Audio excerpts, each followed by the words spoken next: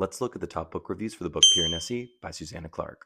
With an overall rating of 4.22 stars on Goodreads and over 400,000 reviews, let's jump in with the 1-star review. Yoon says, is that it? Going into Piranesi, I had heard nothing but great things about it. How it's riveting and unputdownable, how no one has ever seen a story like this before, how the twist is going to blow my mind. Unfortunately, none of those things turned out to be true for me. For one thing, and please forgive me for saying this, I just don't find endless descriptions of halls, statues, vestibules, tides, fish, and birds to be that interesting. When the writing is such that it isn't meant to be understood or remembered, but rather just skimmed to reach the end, then why am I even reading it? Sure, I whiled away some time turning the pages, but I ultimately came away unchanged. And for me, that is the worst result a story can achieve. Piranesi takes a fairly simple concept that's been done many times before and somehow manages to turn it into the most obscure and confounding tale. No thank you. 2-star review. Thomas says, okay, so I really don't know what to say about Piranesi aside from the fact that it bored me. What I really find fascinating is that so many people enjoyed this book, which I suppose highlights how people can really respond differently to the exact same text.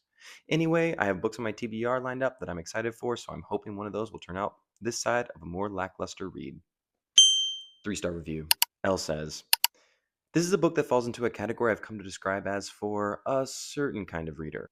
Maybe that's a phrase you've heard before, but for me, it namely means that most readers will not like it, but a segment of them will love it. If you're a bestseller reader, you probably won't like this. If you're a book club reader, you probably won't like this.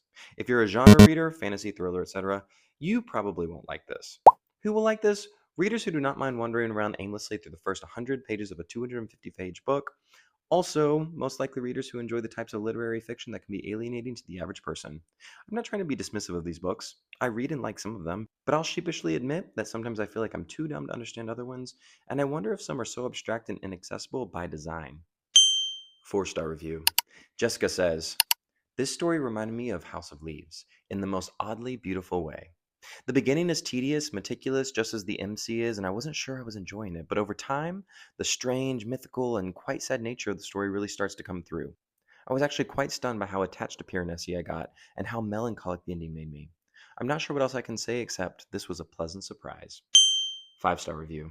Chai says, 3 years ago, this book rescued me from the obliterating fog of pandemic-induced depression. This year, it carried me through the interminable months of writing my master's dissertation. Always, reading it is like dropping an anchor. I know when I reach for its pages and read the words, quote, the beauty of the house is immeasurable, its kindness infinite. I can at long last stop wondering what I am for. So there you have it. Those are some of the top reviews on the book Piranesi. Let me know what you think about it in the comments and tell me which book I should cover next.